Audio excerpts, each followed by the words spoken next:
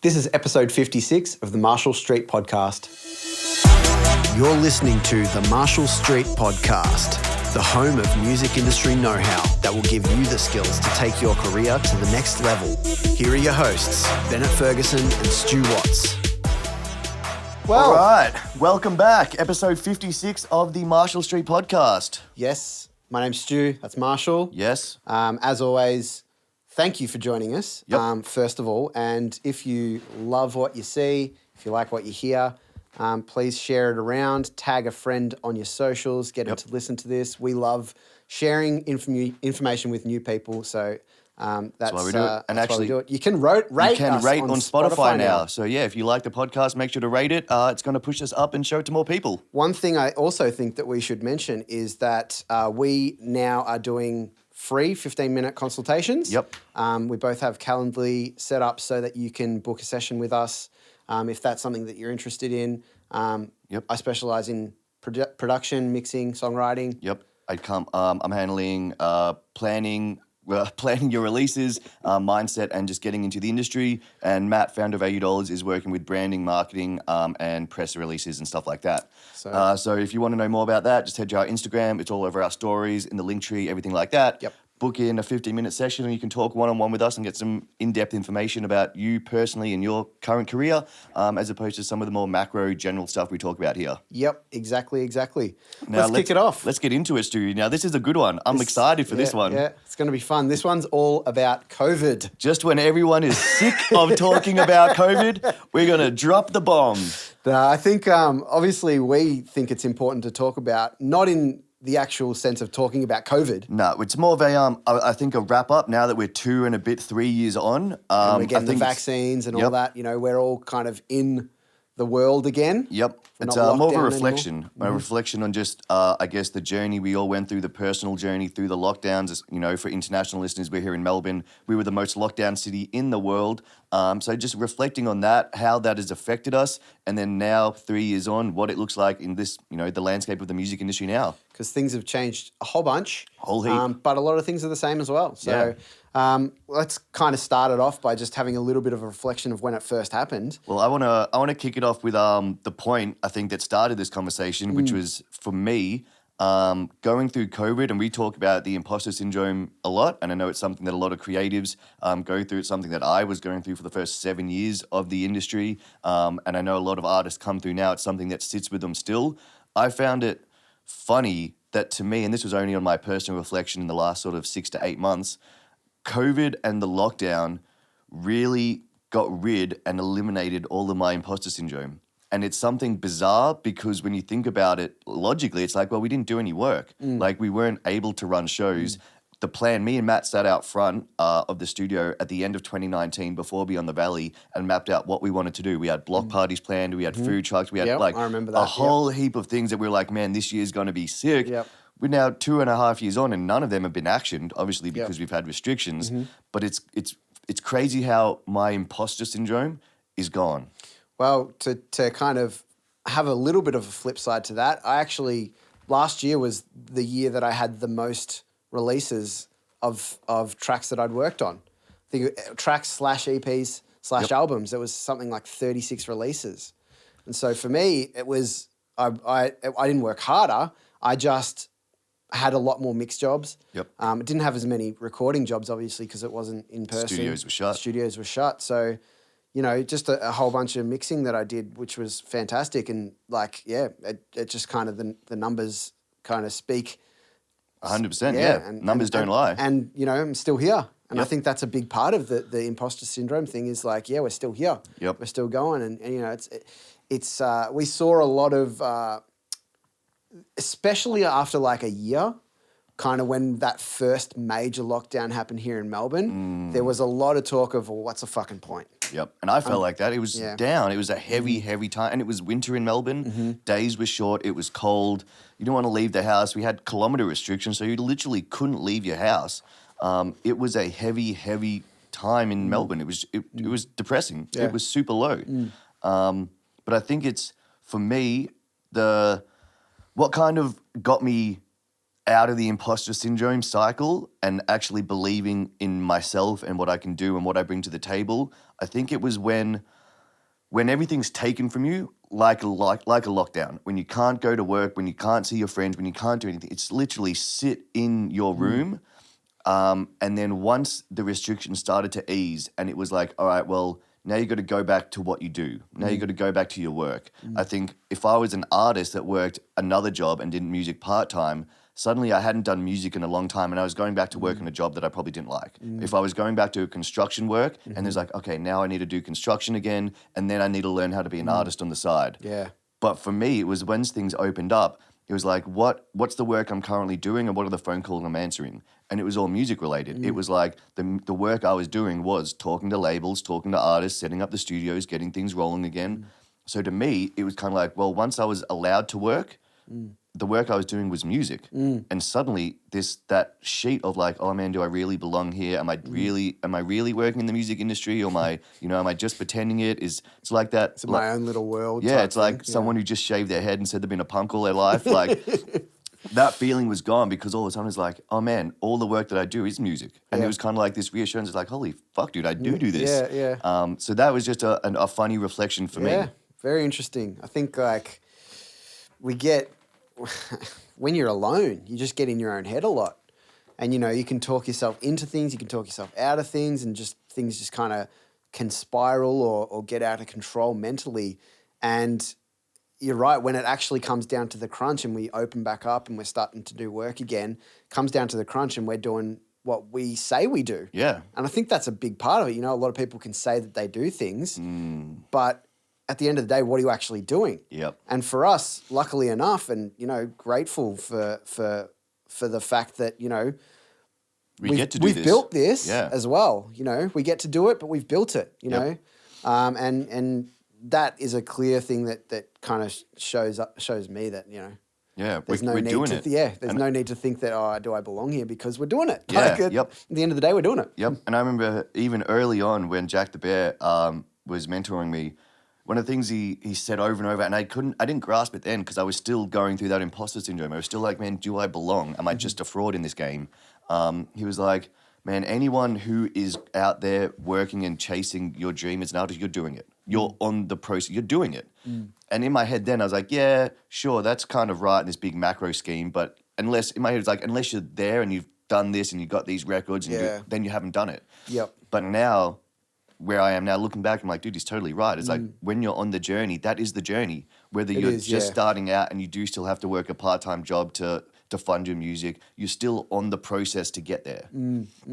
I don't know how much I can possibly add to it, because I don't know why, but the imposter syndrome thing never hit me that hard. Like, even when I was doing music part-time, I think the approach I always had was just to be thinking about, okay, what's next, and what am I doing next? And I think that fulfilled any need that I had to be thinking about, what is my life, or what is this music life? And it was, I more struggled with not kind of talking myself out of doing music more so. And obviously we've had these discussions before, and it was really when you asked me to join the gang here, and that was really kind of what was like, okay, now I'm living the music life. Now I'm doing it full time. Yep. And before that, it was always just like this part-time, almost like a fantasy. So it wasn't an imposter syndrome thing. It was more like this ingrained, like, I don't know if music is my life. Yeah, just And foot so, kind of but half in the water. It's still a negative sort of mindset in a way. Or Yep. it is. It's not in a way. It is. It's like I knew deep down that I wanted to do music. Yep.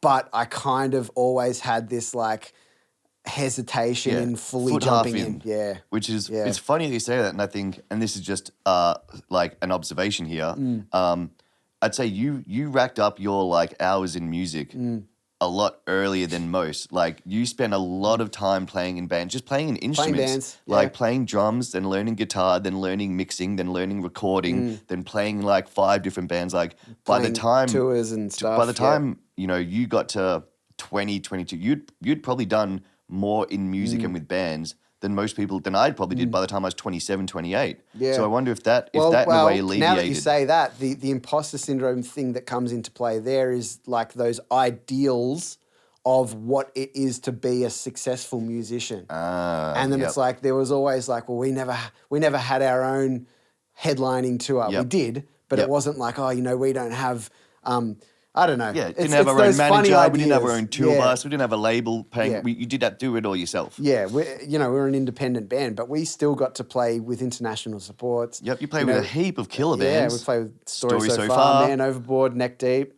Do you guys play with Neck Deep as well? Yeah, yeah. Oh, mad. Yeah, we did some shit. Yeah. So that's probably more where that imposter syndrome thing came into play for me. But it's funny, even when you're saying that, just reflect on it.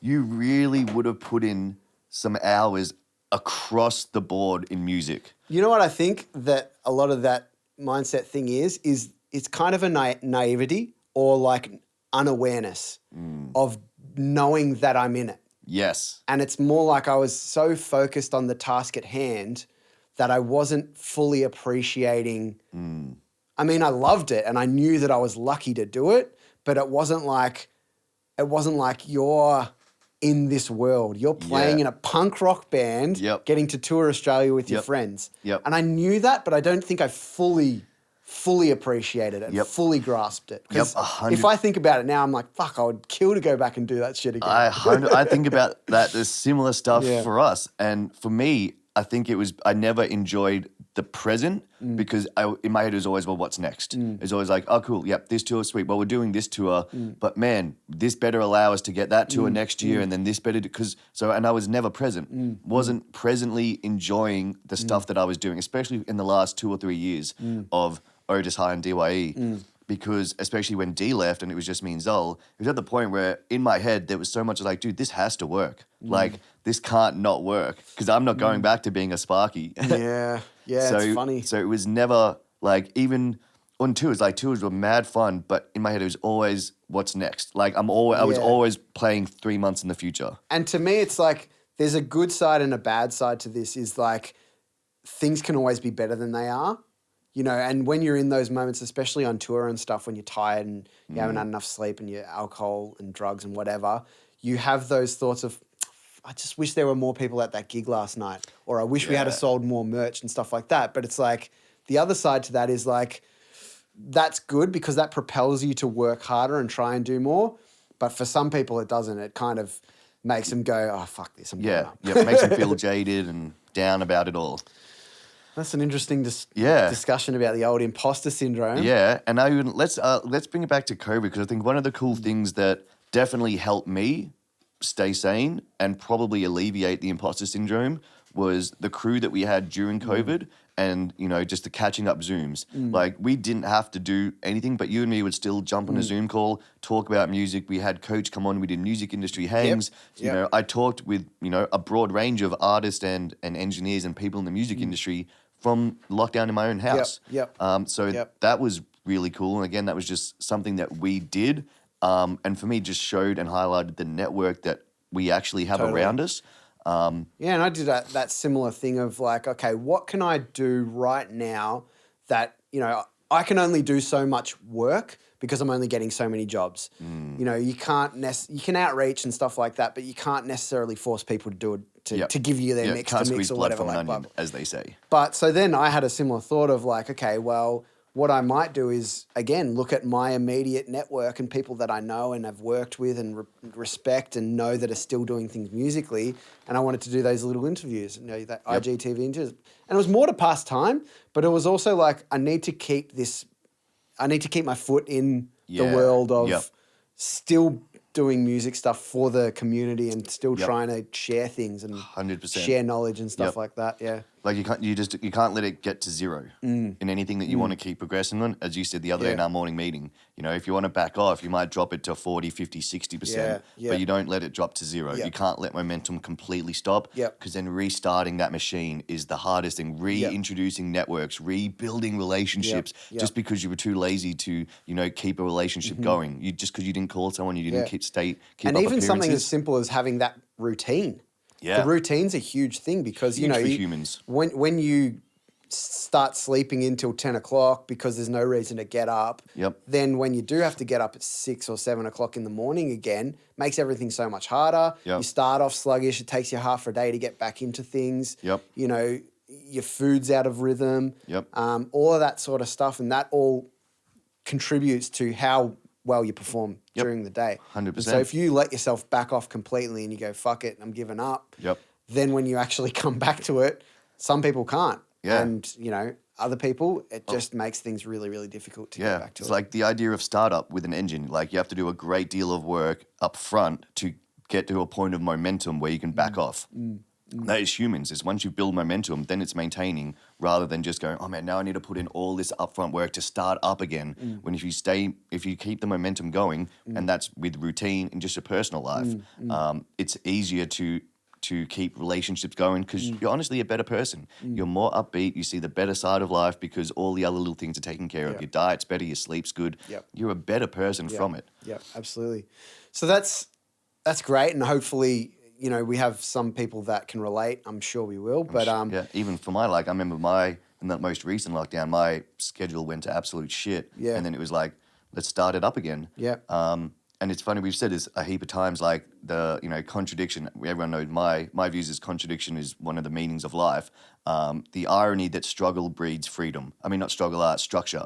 Structure gives you freedom. A lot of artists, when they first go to, you know, shift from maybe working to doing music full time and they work out of their house or their spare bedroom, you know, that place that they make music out of is also the same place that they eat, that they relax, that they sleep in. Yep. And that all gets crossed in them. But in their head early on, they're like, dude, this is great. I can make music 24 hours a day. They think that it's going to have all this, when it's actually the opposite. It's detrimental to them. You need that structure, and having that structure in your life actually gives you all the freedom you want. Yeah, for sure. Let's take it back. Let's take it back to kind of our reflections upon when it was first happening. Yep. How we kind of thought things would happen and how it actually turned out. So obviously you were on tour. Yep. With Biam, and you guys were I remember you telling me you thought that you got it. Oh, I guarantee. Well, Chris and Nato. Oh, not Chris. It was Jamie. Jamie and Nato, the photographer. They were locked in. They just went in the back of the RV. They were so sick for like 3 days in New York. Yeah. And then when it all happened, we were like, well, you guys totally have COVID. So guarantee they had it. But it was funny, just I guess, because we had never seen something like that before. I remember after the Atlanta show when they said all Australians had to quarantine after the tour when you went back home. And we were like, just that word quarantine, like I'd never heard that used sounds around like a science humans. fiction movie. It was like, dude, that's what you do to animals on planes. Yeah. That's the only time I've heard quarantine. Or someone that has some extremely rare syndrome or not syndrome, sickness or something like that. Yeah. It was like just hearing those words being thrown around humans was crazy to me. And then I guess because we never knew how gnarly or how big it was going to be.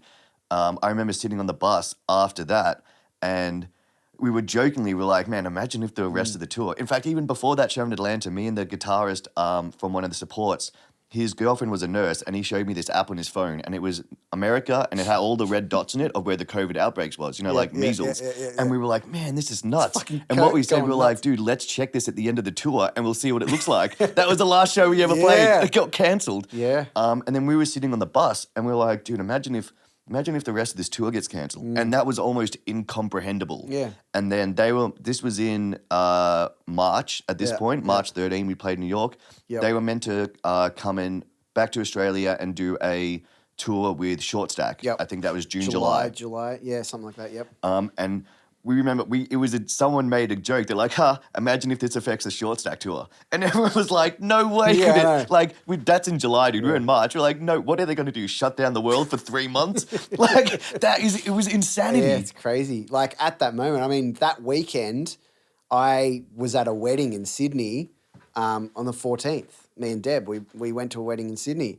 And that week, 2 weeks later, I was supposed to have my wedding. And that week was the worst week of my life because everything gradually just started shutting down. Yep. That week of the 15th or whenever it was like, now you've got limits of 100 people. Now you've got limits of 50 people. Yeah. Now it's 30. Now it's 10. Now it's 5. It's like, and now you can't have one. Yep. And so it was like, for us, just having that, the hope gradually just getting dashed Yeah. was terrible. But I mean, not related to music, but in a similar sense, it was like you have those thoughts like, fuck, what else is going to happen? And I also remember when we did get locked down for that week or whatever it was, or 2 weeks, or I don't even remember how long it was. I was watching just heaps of YouTube and just trying to gather information, and you know, they didn't have all the information out there, but there was this very good video on TED wasn't about COVID specifically, it was more about like actual epidemics and stuff like that and how they spread and kind of, and vaccines. And I do remember this one point that the person said, you're not likely to get a vaccine within 2 or 3 years. They just don't get made that quick because it has to get tested and this and that. So for me, I always had that in the back of my head. And so I was kind of couldn't let my guard down and be like, it's all going to be okay. Yep. And even though it was kind of like, this is weird, I don't really know what it is, it was like that feeling of like, world's going to be a bit weird for a few years at least. Definitely. And I remember thinking that, and I guess this is, for me, the difference between intellectually knowing something and really knowing it in your heart. Intellectually, I had these same conversations with my parents, with other people. It was like, dude, the world, this is going to go on for 2 or 3 years, yeah? And I guess everyone could see that because on the surface, it makes sense. Like, for them to come out with a public vaccination and roll that out to the world, like that, it's huge. It's huge. Massive. So on the almost never been done before. No, yeah. Yeah. On the intellectually, I knew that it was going to be 2 or 3 years minimum, but I guess you don't really know it until it happens, until you have that all taken away from you and your job's gone, and until that 2 years on, it's kind of it's hard to accept until it's there. Yeah, the worst thing is just the unknown. It's just like this feeling of like, no one knows. Yep. Like no one knows what the fuck to do. Yep. And so you're just stuck in this limbo. And I think for creatives, that's really difficult. Yeah. Because their life is already this world of trying to explore, trying to explain things that they can't necessarily verbalize. And so they do it through art and music and whatever. Creative people already have this other world that a lot of people don't really experience. Yep. And so then when the whole world catches up to this unknown, it's kind of like, well, now I really don't know what to fucking do. Yep. Definitely. Yeah, creatives, you know, for the most part, or really anyone who lives outside of the matrix, which like, you know, that 9 to 5 work, that kind of, you know, monotonous drone life, most creatives live in this place of semi-chaos. Like there is that unknown, like, yeah, we know the next tour we're going on, but hey, to be honest, we don't know how we're going to survive in 5 years. We've got to write some more record. Like there is that sense of unknown anyway. It's not a straight corporate business plan. Well, hey, if you do this for 2 years, you're going to go to this management position, then you're going to go up here, and in 10 years, this is where you're going to end up. Artists don't have that. So they're, by living in this, you know, sense of chaos anyway, when it really breaks down, so you're like, well, what do I do? Like I was running on, you know, different limited options to begin with. Now they're gone. The thing that annoyed me was these organisations that are fine. I think our Australian music organisations have a long way to go. There's no way we can compare to America or the UK or anything like that because we don't have the amount of people, we don't have the amount of funding. Therefore, our organisations are always going to be a bit behind because we're always going to be playing catch up because of We've got a smaller reasons. population at the end of the day. And the thing that kind of annoyed me was the fact that they were trying to put on this face of like, just keep going, everything's all right, you've got your community to back you up. But then there was also like this, the music industry's fucked. We've got no money, everything sucks. And so it's like, what are you telling people here? How can people grab onto something when you're telling them both sides of everything's going to be all right, rely on your community, we're all in this together at the same time as being like, no, we're not, because people that worked in the live industry have nothing now. And they've got no income. It's like, that really frustrated me. And I know everyone does things with well intentions, and for society, it's always better to try and tell people that everything's going to be okay because otherwise it'll fall apart. But it really, it kind of got to me. It really frustrated me seeing that every day of like, hey, we're all in this together. It's like, No, not one politician went without their paycheck. Yep. You know, the thing that I think it was highlighted to me and a lot of other people is just the bridge between the people who actually make decisions for our community and those who live with the decisions. You know, the decisions that were passed down from governments, from politics, from state and federal governments. They didn't actually have to live by them. We were the ones who lost all our paychecks. They never missed a paycheck. Yep. So that gap for me is what was the biggest highlight. That, and yeah, man, it's annoying. It is frustrating when you go, hey, you're shutting down an industry that, you know, one, you're not even. You have no awareness. You have no awareness, and not only that, it's a complete underestimating and lack of respect for the arts. Totally. Like, let's be fully honest. When the first thing anyone did in lockdown was watch Netflix or listen to music. Yep. No matter what anyone said. Yep. The first thing every politician's child did was go to fucking Netflix or stand and watch creative. movies or listen to music. Yeah. Like that, and yet the people who make decisions seem so okay with all funding being pulled. Yet let's cast our mind back 2 years ago, 3 years ago, when Australia was literally burning and on fire. The first people to put their hand up and go, hey, we've got a skill that we can monetize pretty quickly in the form of concerts. Yep. Let's hold a concert tonight to raise money for the bushfires. It's this complete like blindness to the fact of, if they are really that kind of money oriented, which, you know, let's face it, that's how like what makes the world go round.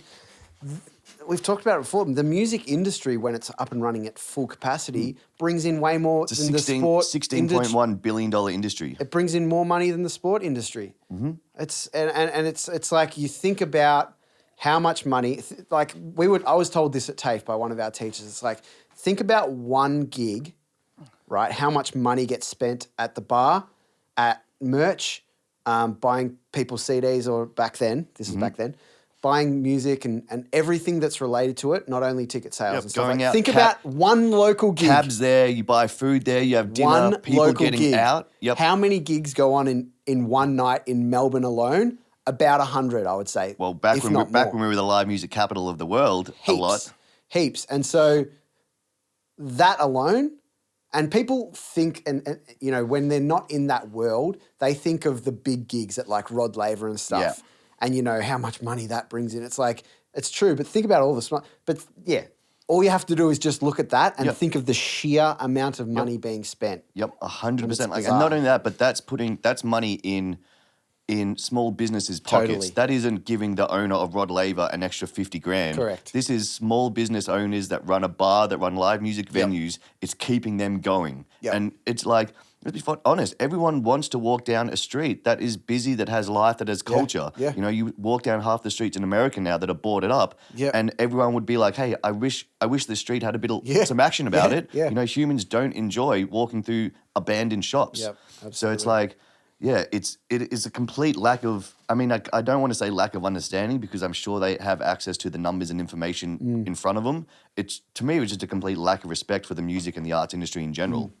Yeah, absolutely. And then especially when they just rub salt in the wounds by, you know, when we were in lockdown and then they released the lockdown for Melbourne Cup racing, you're like, come on, this is ridiculous now. Oh, This man. is insanity. I feel like I've been used to that sort of mentality since I was young, because, I mean, I grew up in a very sports-oriented household, and there's nothing wrong with that, of course, but I just seeing the way that things were manipulated towards the sports industry as opposed to anything else in terms of entertainment, it was always something to me. I'm like, oh, come on. You know, I would see that sort of stuff all the time. It was always very interesting to me.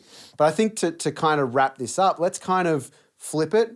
And if you are still in that kind of place, how do you think, what's the best way for people to go about shifting that mentality from being like, that sucks, let's not even bother because it's not worth it, to let's make things happen. There is availability for, you know, things to actually take place, as well as building communities and all that sort of stuff. Yep. I think the first and probably the biggest thing is to actually plan, to come up with, hey, we're now 3 years into this. We know what the, I guess, new normal looks like. We know the world that we're living in. We know what restrictions businesses are going to have to deal with if there is lockdowns, blah, blah, blah. We kind of know what we're playing with at the moment.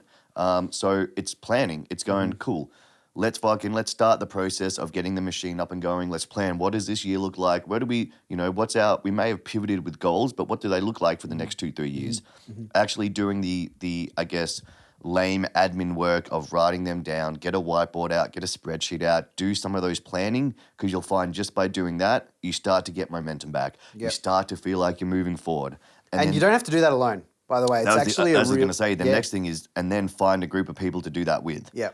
Find 2 or 3 people to sit in a room, and all of you might be in a situation where you're currently down, and it feels heavy, and it feels like you're not moving forward. Yep. Sit down in a room with all 3 of you and just go, hey guys, let's plan our next 2 years together. And just tell everyone, hey guys, this is what I want to do. I want to do this, this, and this. I want to lead to this. What do you guys think? And they're going to be like, hey man, that's really cool. Why don't you add this in here and think about doing this? And you're like, oh man. There's just so many sparks that can fly in those sorts of conversations. And ideas of technology that you didn't know existed. Even something as simple as that. It's like, have you heard about this? This will make that easier. And it's like there's stuff that you just will unpack and just learn about each other, because you might have hung out with this person so many times. You might even be a band with them. And as soon as you ask them for what their actual opinions are on how they want to go about stuff, you'll find things out that you didn't know existed in that person. And you'll find out that one of the people in your band might be really keen on getting famous on TikTok or YouTube or something like that. That's a big goal. But you might have never known that without discussing it. And so you might have been thinking, we're a live band. Let's start playing live gigs. This person's more focused on content. It's like, ooh, okay, how do we film our live content to bring it into something? And these sorts of little conversations and unpacking and finding things out about each other, learning about new things that may not have existed 3 years ago when you were playing in a band.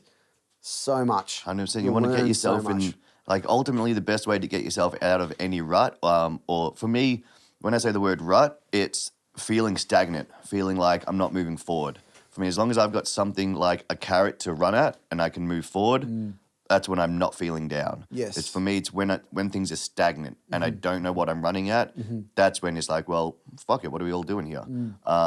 And the best way to get out of that is just to create those positive feedback loops with people about the future. It's like, hey man, what do we plan? Cool. What do you really want to do in 2 or 3 years? All right, let's start putting the steps in place to make that dream a reality. And I think what stops a lot of people from doing this is like that fear of it might not be what I want.